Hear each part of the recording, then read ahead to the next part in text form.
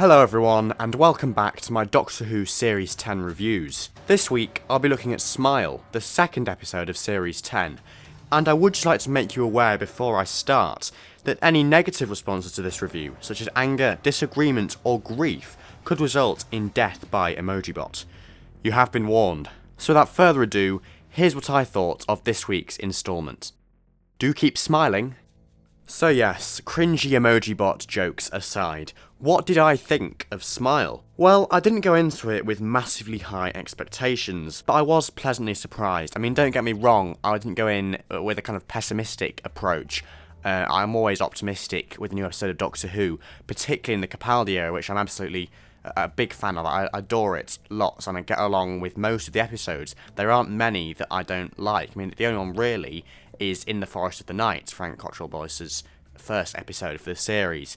And yes, I can see why people might have been a bit apprehensive about Smile. I was slightly myself, I think, slightly sceptical about the emoji bots perhaps, but not so much as other people that I have seen. But yes, I was pleasantly surprised, and I found it a pretty solid adventure overall. Although the story did have some similarities with In the Forest of the Night, I found the script much better, by miles. It was just so much more convincing, largely down, I think, to its quirky concepts, style, and influence. Stylistically, it felt very 60s, with the abandoned Space City setting harking back to lots of similar Hartnell stories. If we're carrying on with the pilot, extended metaphor and theme that was established last week, then Smile is very much Series 10's version of the Daleks, I suppose.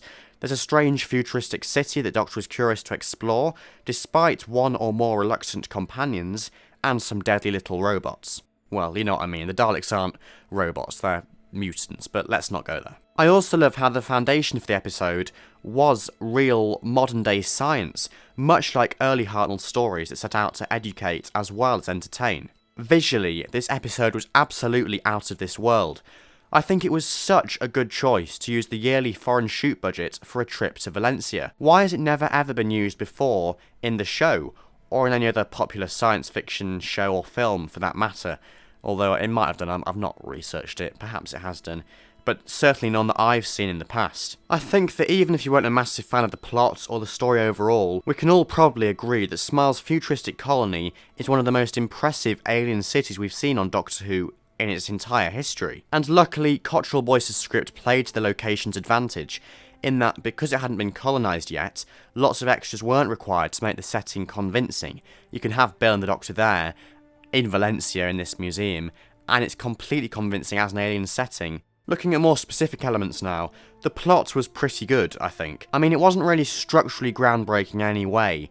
It's not really anything new or especially complicated. Nevertheless, the format of an almost two-hander between the Doctor and his new companion came across as a very refreshing move, and quite different from how the settling in of previous companions has been handled. With regards to the emoji bots themselves, if I'm honest, I did quite like them. I think the design is really slick and up-to-date. Of course, they're nowhere near being the scariest monsters ever. They are borderline ridiculous. But overall, they could have been handled in a way that was so much worse than what we ended up with. I think they're a great concept, and it was nice to see a story about malfunctioning tech again, as we've not really had one in a while. On a side note, I did find the emoji bots quite reminiscent of the Smilers in a way, who coincidentally appeared in the second episode of Stephen Moffat's first season as showrunner, Series 5. Smile being the second episode of his last. It's a nice little parallel, as they have quite a few things in common, most notably the changing faces that have different expressions to indicate different moods or feelings. As I've already mentioned, I enjoyed seeing the relationship between the Doctor and Bill develop over the course of the story. Even though, as fans, we didn't really learn anything new about the Doctor or his TARDIS, Bill's fresh perspective makes what would otherwise be just repetitive exposition a joy to watch. Particular highlights for me included Bill's realisation that the Doctor doesn't call the helpline because he is the helpline, and her observation that he keeps the TARDIS as a phone box because the front sign reads, "Advice and assistance obtainable immediately." Of course, these are just little things really, new spins on old clichés if nothing else, but I really appreciated them myself. I found them very refreshing and very unique. It's just another reminder how Pearl Mackie as Bill, has completely reinvigorated the show, and yeah, just made it feel so fresh again with her question asking. She asks different questions to other companions, resulting in different moments and all sorts of new and exciting revelations and kind of new spins on things, like I say, like the TARDIS interior last week. The only slightly negative thing I would be inclined to comment on in this review is the guest cast. As I've already said, the plot doesn't really require many of them. In truth, they're more like cameo appearances than proper supporting roles. But I honestly really wasn't convinced. I mean, Ralph Little's character, I think he was called Steadfast. I mean, what's up with the names? That's the other thing. But he was one that I found particularly irritating, and wooden, dare I say it, unfortunately. I mean, for starters, in terms of the plot, why would a medic be leading a revolt against the emoji bots? Particularly as the Doctor is a man of peace. He's a doctor, medic and doctor. They're the same kind of semantic field, aren't they, from about nurses and doctors and health and well-being, all the rest of it. But surely it would be some kind of military man that would wake up and lead the revolt. I mean, why would it be him that opens up the gun cabinet and gets the guns out? And why would he be acting in quite such a stubborn way? I suppose with regards to the plot, there was always going to be a bit of a compromise when it came to the appearance of the colonists. They have very little screen time because of the nature of the story, but there can't actually be a resolution until they're all out of their pods and living peacefully with the emoji bots.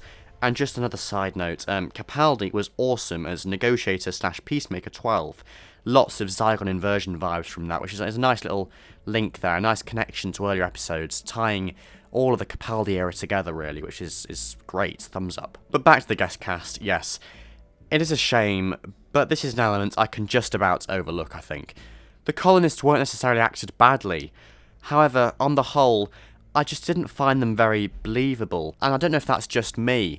I mean, I have actually seen on Twitter that there was a deleted scene from the episode. If you go on the costume designer's page, Hayley something, I'm not going to try and pronounce her last name. But yes, there was a piece of concept art that was brought up in the behind-the-scenes gallery for this episode on the official website, and it shows all these different futuristic costumes. And yes, apparently, if you look on Twitter, there's a conversation between the costume designer and Girly Letters, and basically that conversation reveals that there was actually a deleted scene that had all those futuristic costumes in. So presumably at the end of the story, we would have actually ended up seeing more of the colonists and what they were getting up to, and the future of their planet and all the rest of it on the colony. Maybe if that had actually been in the episode, then it might have worked better. But then on the other hand, it works so well to have the Doctor and Bill exploring the abandoned city and kind of building up to that whole climax.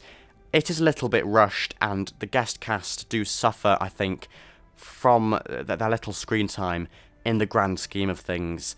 But yeah, there's not really something you can do much about, I suppose. But it would be nice to see that deleted scene as a DVD extra, perhaps, and see if that kind of alters my perception of this story at all. So, to sum up, like the pilot, Smile is a pretty back-to-basics, stripped-back Doctor Who adventure. Perhaps as far from Series 9's second episode, The Witch is Familiar, which was bogged down by continuity like Missy and Davros, as one can possibly get. However, there was still a lot in there for the hardcore fans to enjoy. It was definitely better than I expected.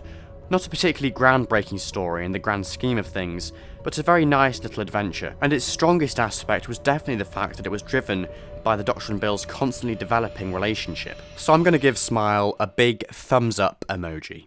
So that's all folks, thank you very much for watching this Doctor Who Series 10 review. Please do comment your thoughts on Smile below. It might be quite fun to actually use emojis. In fact, yeah, maybe if you all comment below your thoughts on Smile, just using emojis for the weird ones amongst you that fancy a little challenge, and I'll try and interpret them and maybe respond with emojis as well, just to stick to the whole emoji theme, because why not? Yeah, if you're normal, then you can just comment with actual sentences and words instead. Without further ado, I think that's about it really. So again, thank you so much for watching, it does mean a lot to me. Please check out my review of the pilot if you haven't already, and I'll be back next week to review the third episode of Series 10, Thin Ice. See you then, guys.